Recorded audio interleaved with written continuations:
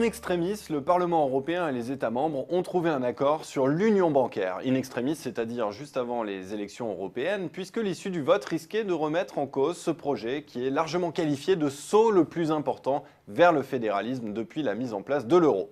Pour les pro-européens, il s'agissait là d'une avancée nécessaire pour éviter que la crise de l'euro ne se reproduise. Alors, est-ce que ce sera le cas? Eh bien, pour en parler, je reçois Laurence Cialhomme, professeur à l'université Paris-Ouest Nanterre-La Défense et responsable au sein du laboratoire Economics. Bonjour Laurence Cialhomme. Bonjour. Alors, vous venez de publier une note pour le compte de Terra Nova, le think tank proche du Parti socialiste, avec les économistes Jésabel Coupé-Soubeyran et Adrien Béranger. Alors, je rappelle brièvement en introduction que l'union bancaire, c'est la mise en place de 3 éléments: mécanisme de résolution unique, mécanisme de supervision unique et assurance fédérale des dépôts. Dans votre note, vous dites qu'il s'agit là d'un facteur crucial de stabilisation de la zone euro. Alors, qu'est-ce qui va changer lorsque cette union bancaire sera en vigueur ? Écoutez, c'est un projet crucial pour de multiples raisons. Rarement un projet a eu un tel potentiel de structuration de la zone euro. En fait, c'est un projet qui, tout d'abord, complète l'euro. C'est-à-dire, il y avait une faille institutionnelle majeure quand on a créé l'euro, c'est qu'on a fédéralisé, centralisé la monnaie banque centrale, et on a fait comme si on oubliait que plus de 80% de la monnaie est créée par les banques. Et les États, très jaloux de leurs prérogatives, ont voulu garder la supervision sur ces banques. Donc, dès lors qu'il y avait le moindre doute, qu'il pouvait y avoir le moindre doute sur la capacité des États à soutenir ses propres banques, eh bien, on se rend bien compte qu'un euro dans une banque d'un État fragilisé, endetté, ça peut ne plus valoir 1 euro, par exemple, dans une banque allemande ou française. Voilà, ou française. Bon. Donc, si vous voulez, et ça on l'a très bien vu au moment de la crise chypriote, hein. Donc d'une certaine manière, mettre la supervision au niveau fédéral et donc que les banques qui ont une activité sur l'ensemble de la zone et bien au-delà soient supervisées au niveau fédéral, ça complète d'une certaine manière la zone euro et ça pallie à une faille importante. Par ailleurs, c'est également un dispositif institutionnel, une avancée qui doit également permettre de faciliter la stabilisation financière de la zone euro, en particulier en brisant ou en essayant de briser le lien pernicieux qu'il y a entre problème d'endettement des États, dette souveraine et fragilité des banques. Le cercle vicieux. Le cercle vicieux. Et en fait, ce cercle vicieux, il est lié à 2 choses. Il est lié au fait qu'on a des banques qui sont énormes dans la zone euro. On a un vrai problème de ce point de vue-là. BNPP, c'est 100% du PIB français. HSBC, 120% du PIB du Royaume-Uni, etc. Donc, on a des banques énormes qui détiennent massivement de la dette publique avec un biais et au contraire une tendance à la renationalisation des portefeuilles bancaires sur leur propre dette nationale.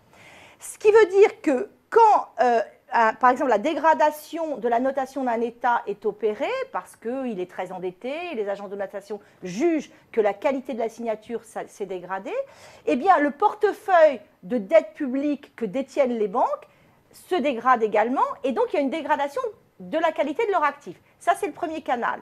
L'autre canal, c'est que comme les États garantissent les banques et soutiennent des banques qui sont too big to fail, eh bien, quand les banques sont très importantes, très grosses, et que elles sont un peu fragiles, leur robustesse est mise à l'épreuve, eh bien, ça signifie que ça peut induire des difficultés sur les finances publiques des États qui auraient à les renflouer. Donc, ça fonctionne dans les 2 sens, et c'est excessivement pernicieux quand on est dans une situation telle que l'on est aujourd'hui, avec des États qui sont très endettés, où on a une crise de la dette souveraine depuis 2010, et en même temps, des banques qui sont, pour certaines, relativement fragilisées. Donc une avancée nécessaire, mais cela dit, il reste des carences dans le dispositif, et notamment, c'est ce qui ressort de votre note, une question de timing. L'union bancaire sera mise en place définitivement dans sa forme telle qu'elle est prévue en 2020, si j'ai bien compris. 23 même. Ouais. Alors pourquoi pas un calendrier plus serré ?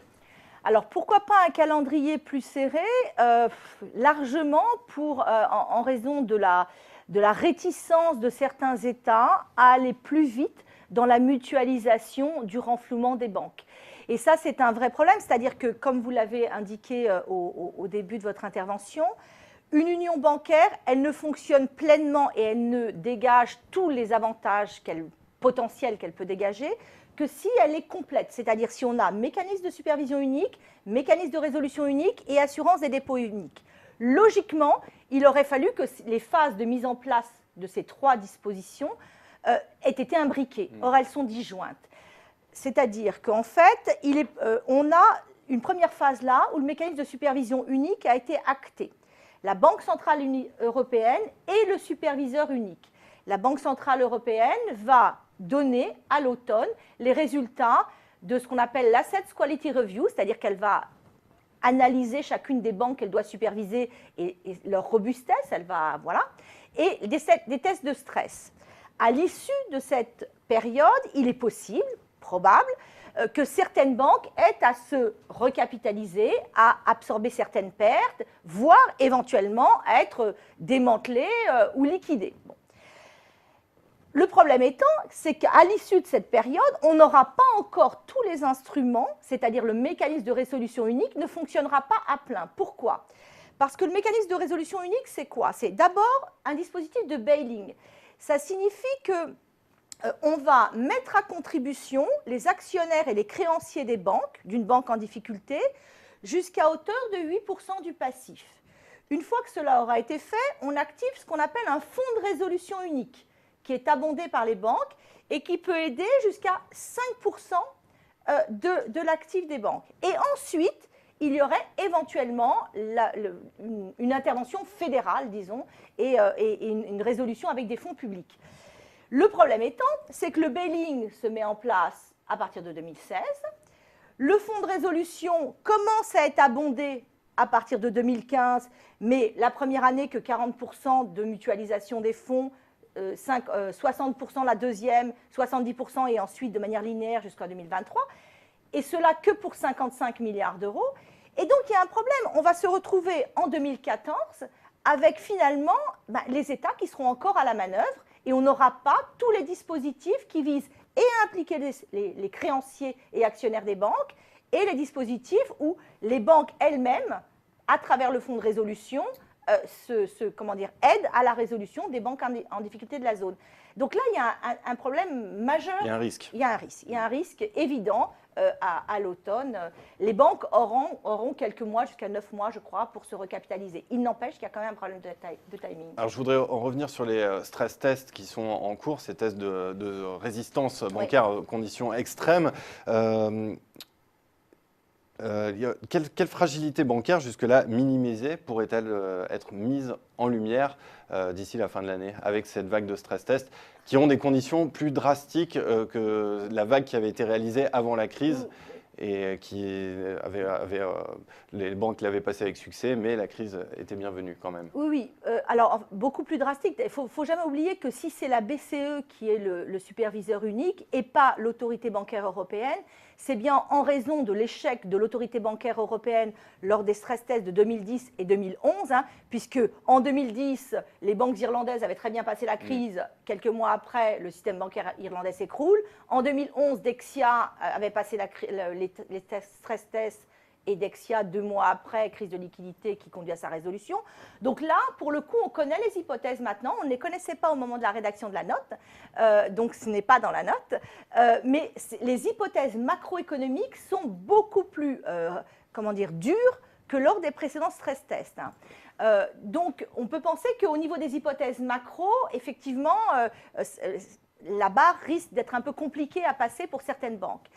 Mais il y a quand même des éléments qui restent un peu flous sur la manière notamment dont les modèles d'affaires des banques vont être évalués. C'est-à-dire, est-ce que la BCE va aller véritablement tester la fragilité des modèles de financement des banques ? On sait bien que les banques européennes sont fragiles du fait d'une grande dépendance au financement de marchés de très court terme. Est-ce que ça va être correctement testé, ça ? Autre chose, les banques européennes, alors des banques par exemple comme Deutsche Bank, BNPP, détiennent des portefeuilles sont très engagées sur les dérivés de gré à gré. Pour une bonne part, les modèles de valorisation de ces dérivés émanent des modèles des banques elles-mêmes. Est-ce que ça va véritablement être testé et on va rentrer jusque dans les modèles de valorisation des dérivés, ce qui est central pour savoir si les banques sont correctement ou non capitalisées. Tout ça, on ne sait pas. Et là, il y a vraiment une difficulté, c'est que et la BCE joue sa crédibilité, elle ne peut pas être laxiste, voilà, puisque c'est pour ça justement qu'elle est superviseur unique. Hein. En même temps, elle ne peut pas révéler plus de fragilité bancaire que les États ne sont capables de garantir, d'une certaine manière. Donc là, c'est vraiment, on est sur le fil du rasoir et c'est très compliqué. Pour conclure, Laurence Cialhomme, il y a 25 ans, les experts qui travaillaient sur la création de la monnaie unique appelaient déjà à mettre en place des règles prudentielles communes. Pourtant, l'union bancaire ne voit le jour que maintenant et ce sera mis en place en 2023, vous l'avez rappelé. Pourquoi avoir attendu aussi longtemps ? Mais écoutez, pour une raison assez simple, c'est que les États font une erreur majeure et il suffit de voir comment les négociations ont été âpres là, lors des dernières négociations en décembre 2013 et mars 2014, exactement.